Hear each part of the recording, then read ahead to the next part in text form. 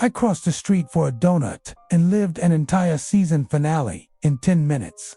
A white car rolled a right tone red, clipped me, and I surfed its hood like a discount superhero. My dog, fine, my dignity, somewhere under the tire tracks. The car vanished, the donut didn't. A stranger asked if I was single, and I lied to my boyfriend by omission. Because donuts, if you think that's the wild part, wait till you hear what the crosswalk camera caught, what I told the cashier, and why a jelly stain on my shirt almost exposed everything. I had the kind of day that turns your spine into licorice. The errands map looked like a child's drawing circles and lines that didn't quite connect. Dry cleaning, pharmacy, post office, grocery pickup. Every clerk had the emotional availability of a broken vending machine. My dog, a cheerful trader named Biscuit, smiled through it all from the back seat, panting like a motivational speaker who only knows one speech: "You've got this." And also, I'd like snacks. By the time I parked in front of my building, the sun had already slid into that warm, forgiving angle that makes even dumpsters look romantic.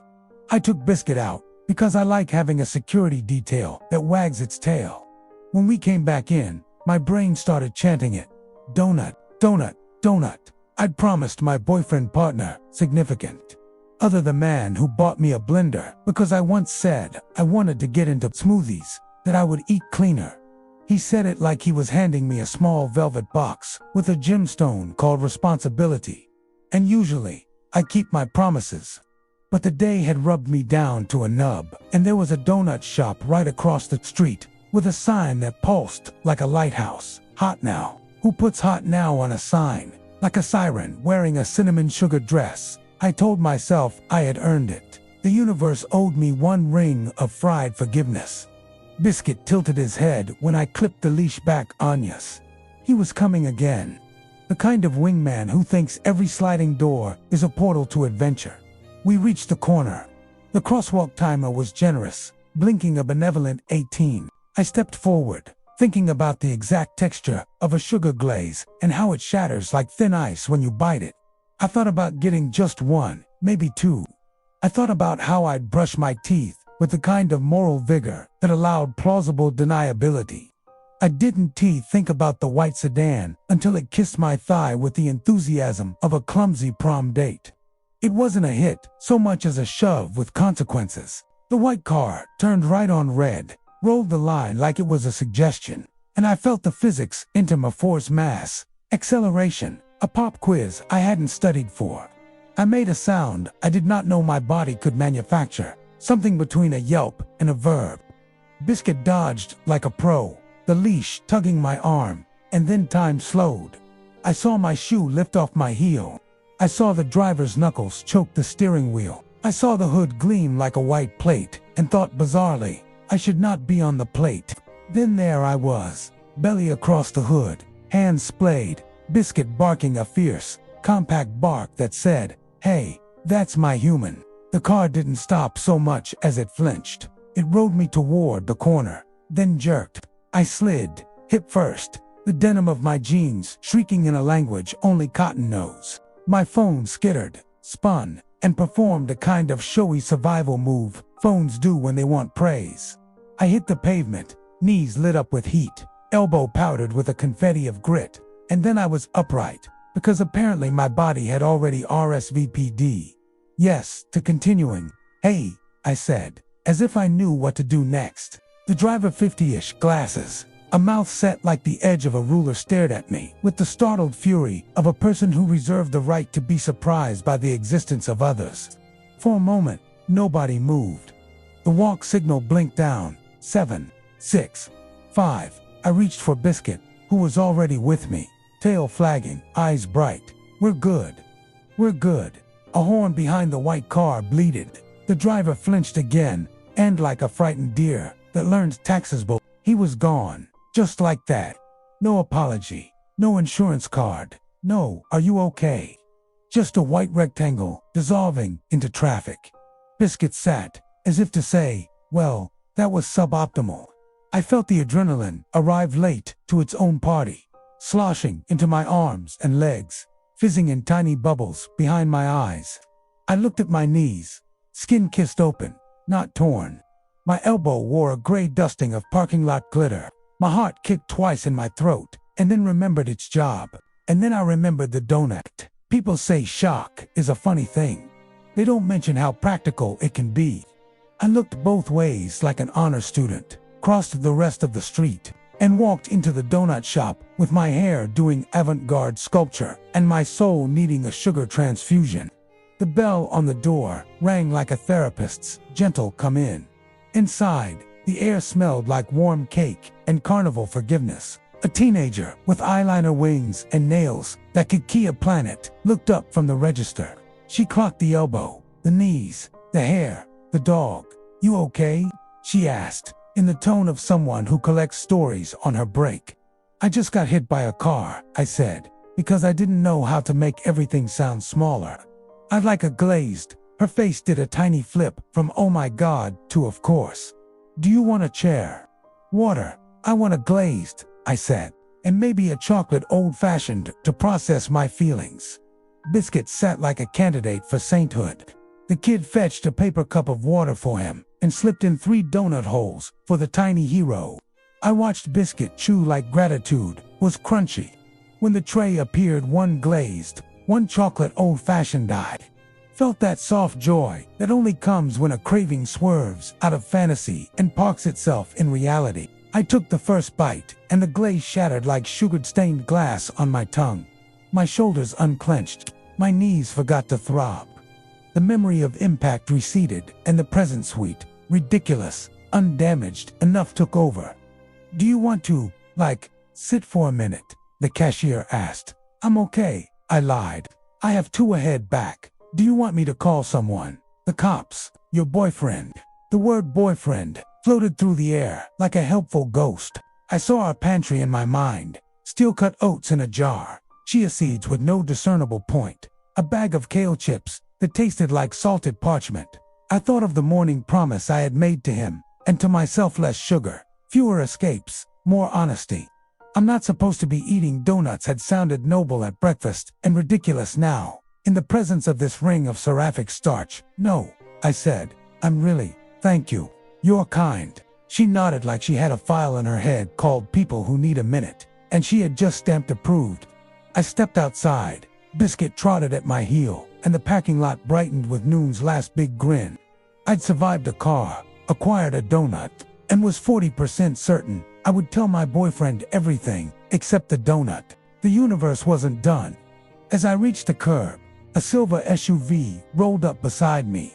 The window whirred down, and a woman with sunglasses the color of expensive secrets leaned out. "Are you single?" she asked, like she was asking for directions, but to my heart, there are questions that knock, and questions that pick the lock. This one installed a skylight and dropped in. Biscuit wagged, because he is a socialist about attention. "I'm not," I said. "I'm in a relationship." She assessed me with the professionalism of a casting director scanning the wrong set. "With a man or a woman?" "A man," I said, trying not to clutch the donut like it was Exhibit A. She pursed her lips, shrugged with athletic grace, and nodded as if she understood something about ecology. "Well, he's lucky," she said, with a smirk that suggested luck was only part of it. "Also, your dog is perfect." "He knows," I said. "He wakes up perfect and goes from there." She laughed, a clean bell sound, then eased away, leaving behind a perfume note and the sense that somewhere a parallel storyline had just closed its door. I stood there with my donut, my knees, my newly auditioned desirability. I took another bite because I believe in reinforcing the good parts of a day when a car attempts to autograph you.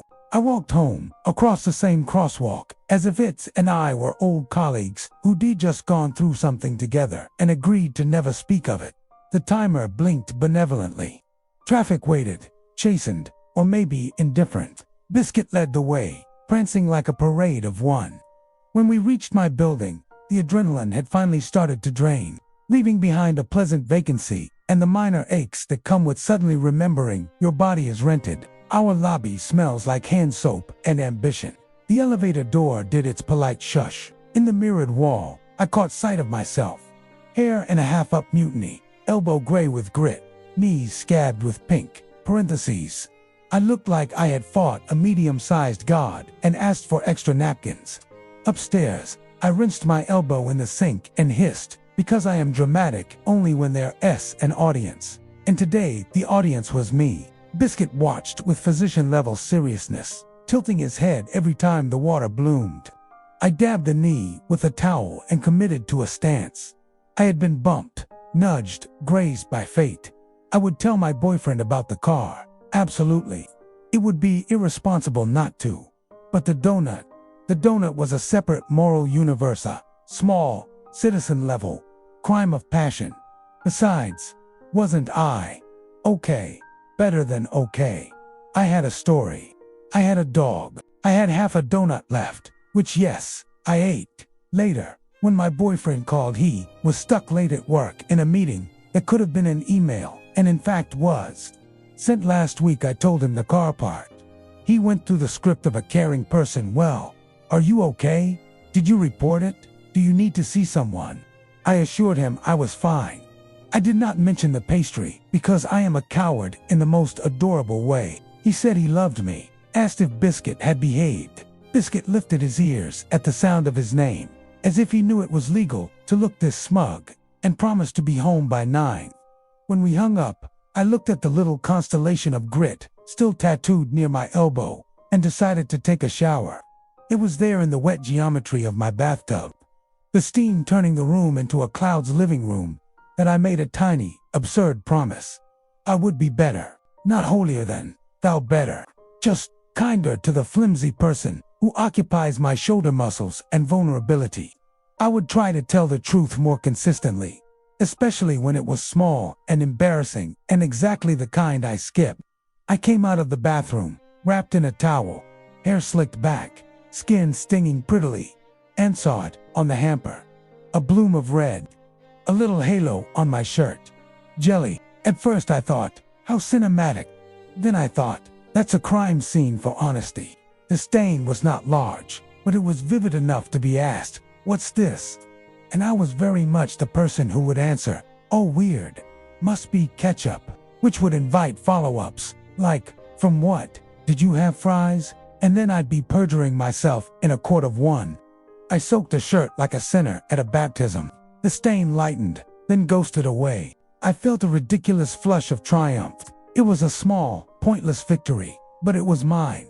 And then my phone pinged. A text from an unknown number. Hey, I'm the cashier from Donut Planet. Just wanted to make sure you're okay. Also, our manager says the exterior cameras probably caught the car.